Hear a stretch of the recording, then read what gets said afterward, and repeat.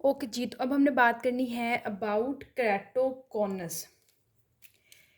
केराटोकॉनस एक autosomal dominant disorder है। अच्छा, इसको स्टार्ट करने से पहले इसके कुछ कैरेक्टरिस्टिक फीचर्स बता दूं कि ये ऑटोसोमल डोमिनेंट डिसऑर्डर्स है और हमेशा बायलैटरल होता है, कि मतलब दोनों आइज इन्वॉल्व होंगी जब भी किसी को केराटोकॉनस होगा, राइट। तो अच्छा, ऑटोसोमल डोमिनेंट है। इट इज़ नॉन इन्फ्लामेटरी, कि इसमें कोई भी इन्फ्लामेशन नहीं है, और बायलैटरल एक्टैटिक कंडीशन है और सेंट्रल पार्ट ऑफ कॉर्निया का है। इसको ना असल में हम कहते हैं कॉनिकल कॉर्निया।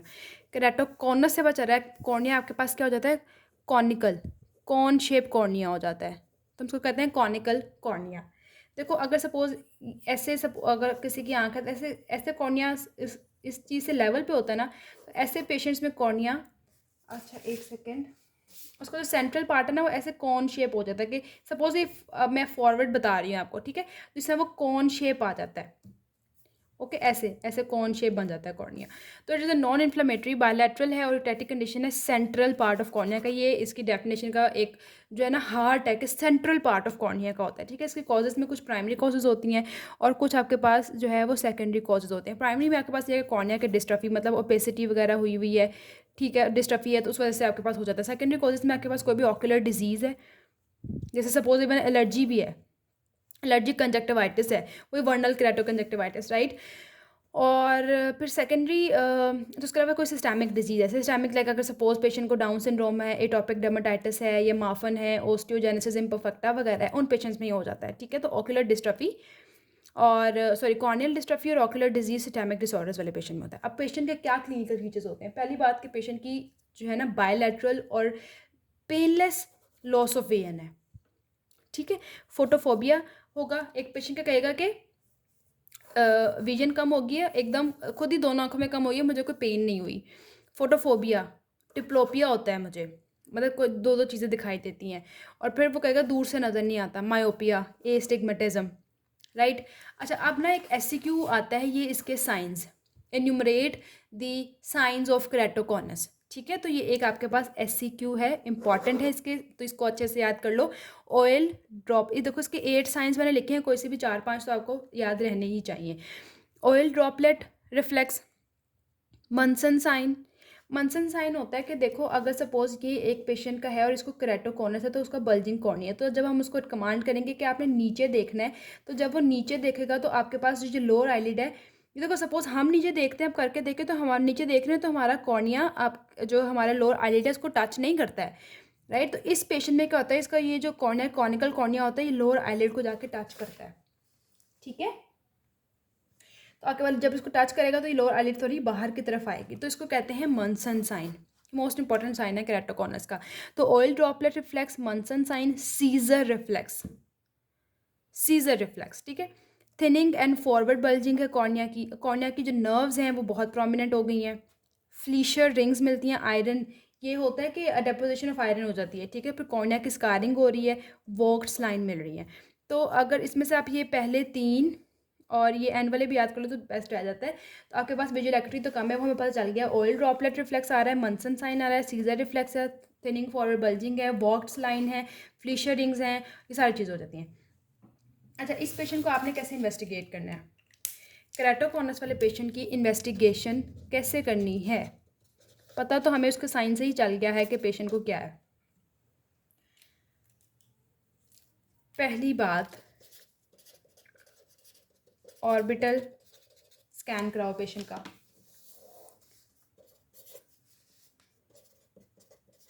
जी स्कैन कराओ। टोपोग्राफी,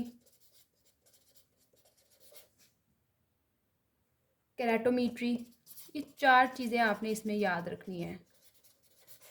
ऑर्बिटल स्कैन, दो तो स्कैन है, एक ऑर्बिट का स्कैन है, एक जी स्कैन है, टोपोग्राफी है और आपके पास केराटोमीट्री है। कॉम्प्लिकेशंस क्या हो सकती हैं, ये भी पूछा जा सकता है आपसे, what are the complications of the keratoconus. Corneal hydrops, hydroping क्या है, सडन ऑनसेट है, पेनलेस विजन लॉस हो रही है ना, अभी अब देखो हमने इसकी पैथोजेनेसिस मैंने आपको नहीं बताई, मिस हो गया।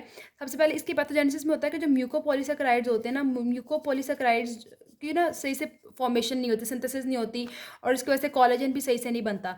तो आके जब कोलेजन सही से नहीं बनेगा, ये देखो ये एपिथीलियम थी, और ये एपिथीलियम की बेसमेंट मेम्ब्रेन थी। ये सपोज करो कॉर्निया की एपिथीलियम थी और ये उसकी बेसमेंट मेम्ब्रेन है। अब आके पास हमने बात की कि म्यूकोपॉलीसेकेराइड्स और कोलेजन की सही से फॉर्मेशन नहीं हो रही। जब फॉर्मेशन सही से नहीं होगी तो आपके पास ये जो बेसमेंट मेम्ब्रेन होती है, इसको क्या कहते हैं, बोमेंस मेम्ब्रेन कहते हैं ना, ये रप्चर हो जाती है। जब बोमेंस मेम्ब्रेन आपके पास जो है वो डीजनरेट कर सकती है, रप्चर हो जाएगी, तो आपके पास क्या होगा, पीछे जाके पास जो स्टोमा पड़ा हुआ है ना, अब इस स्टोमा को इतनी सपोर्ट नहीं मिलेगी, तो इसके बीच कोलेजन फाइबर जो होते हैं वो आपके पास डीजनरेट होने लग जाते हैं।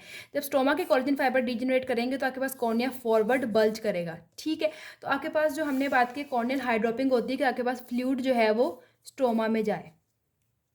ठीक है, इसको कहते हैं, मतलब स्ट्रोमल एडीमा ही कह सकते हैं ना हम इसको। तो आपको इसको पेशेंट को एक्यूट कॉर्नियल हाइड्रोप्स हो सकता है। सेकंड बाद आपके पेशेंट को स्कारिंग हो सकती है सेंट्रल पार्ट ऑफ कॉर्निया के। तो पेशेंट आपने क्या करना है, हाइड्रोप्स एंड स्कारिंग, ये इसके बेसिक कॉम्प्लिकेशन हैं, राइट। आपने पेशेंट को ट्रीट कैसे करना है, ये एक चैलेंजिंग बात है। आप इसको कैसे ट्रीट करोगे पेशेंट को। स्पेक्टिकल, सबसे पहले उसकी विजन लॉस हुई है ना, उसको ठीक करने के आप इसको स्पेक्टिकल्स दो, रिजिड कॉन्टैक्ट लेंस दो, ठीक हो गया, इंटैक्स दो। ओके जी, कोलेजन की क्रॉस लिंकिंग करवानी है आपने।